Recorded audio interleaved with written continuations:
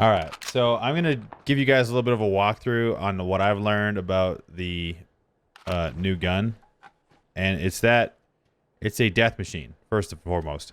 So the standard firing positions aren't that different with this gun. It seems like if you, so this is so what I have right now is I have a compensator and a vert grip with a 6x scope. So up close, the 6 times, like the recoil isn't too bad. Like center mass shots, what is that? 50 meters, easy, easy, easy, easy. Even from a standing position, like you can repeat similar groupings with 50 meters. So up to 100 meters standing, this thing's great. When you turn it to a crouch, it actually gets way better. So that's what is it, 200-ish meters back there? Might be 150 if I'm wrong, whatever. Like, the grouping on the headshot is so tight. Even center mass. So I really think this gun is probably best up to 200 or 250 meters. Like, 250. You start to see how the slow bullet speed starts to catch up with it. I wouldn't be going for, like, super on-the-move headshots.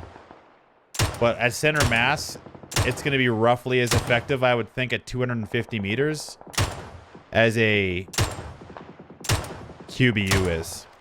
Or whatever their DMR, SKS, SLR, whatever you want to say. The flexibility you have with this thing is the 2-shot burst, obviously, as well. So just kind of switching over. Still with the 6x scope, I don't think that you should be using this thing as a... Like, you could probably use it as a close-range weapon, but it's not what it's for. I think it's for, like, up to, like... I would say 150 meters is the sweet spot for this thing. So that's 150 meters right there, I think. Pretty sure. Anyway. So yeah. Like the first shot recoil is too strong, so no recoil control. You can see the spacing between the two is quite far. So you can't even do like headshot or body shot headshot. It's just too drastic. So but at 100, at 50 meters, for instance, much different story. Like, it's still inaccurate, but you can... So straight up, if you set it right, you can do a 2-tap, 1 to the body, 1 to the head, but it has to be on the left side of the body. Like, you might get lucky, depending on player movement. But prone, maybe the same. Yeah, the prone, still actually not that great. So I think the key to the recoil control on this thing is as soon as the first shot hits, you pull down. See what I mean?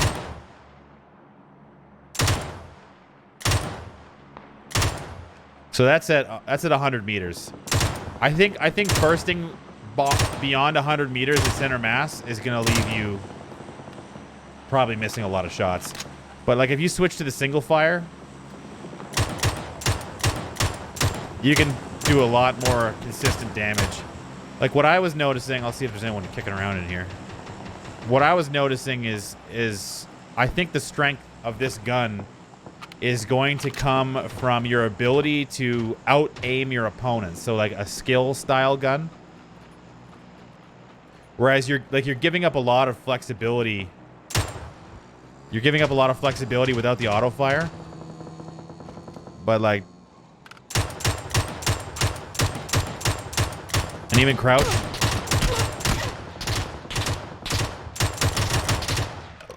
Like just the ability to kind of quick hit with it.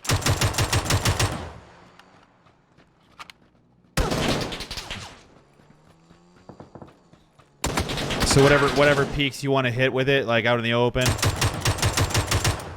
you can definitely go bananas with it. Even with a shorter range on the 6x, like if you zoom out a little bit, it becomes a very nice precision weapon.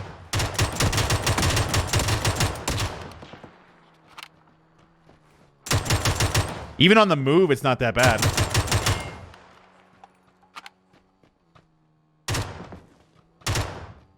So, like without the grip, let's find out.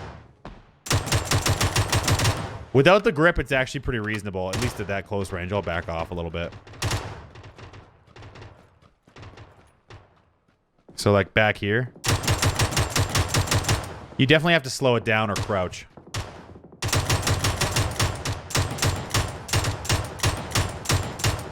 It's great, but you are definitely like, so let's watch the full auto barrel. Like,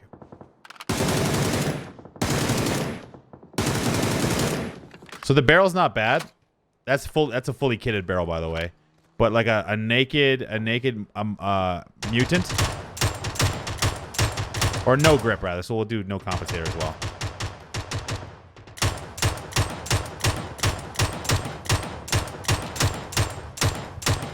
It's not the worst. So even like mid-range 2-shot burst. Look at that. So aim for the head, it looks like, or hip area.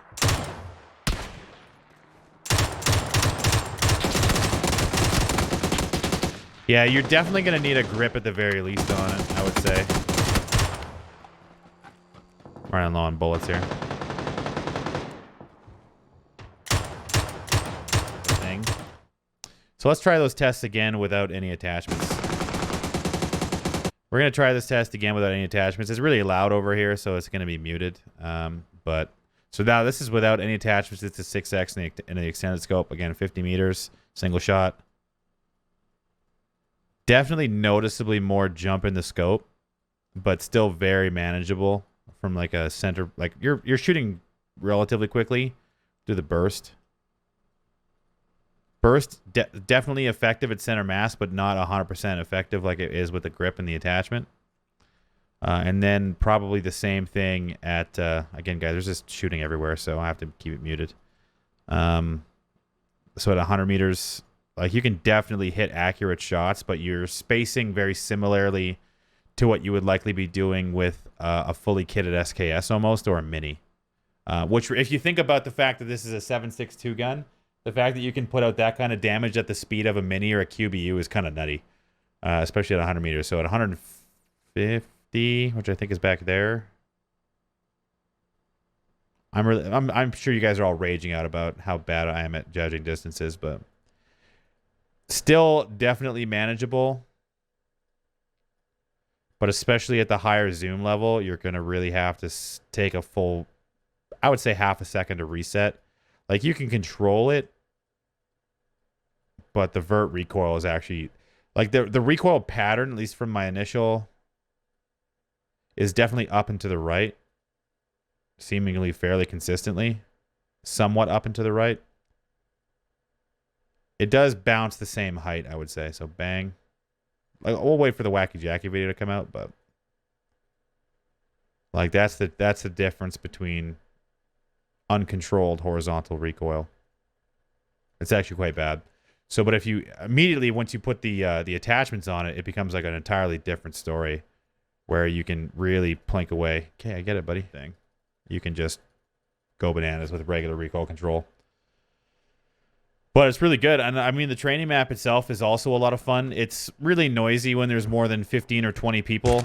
But your ability to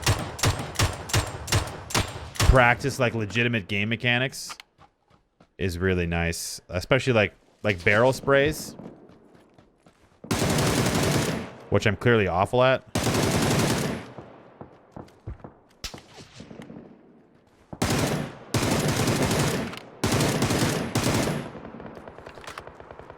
It's just a good game mode.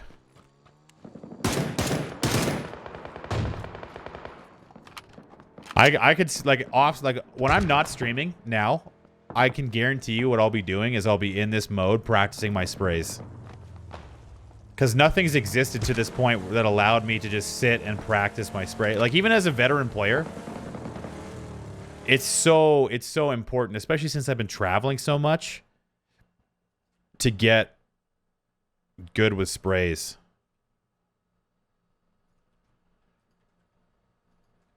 It's just something that every player should do.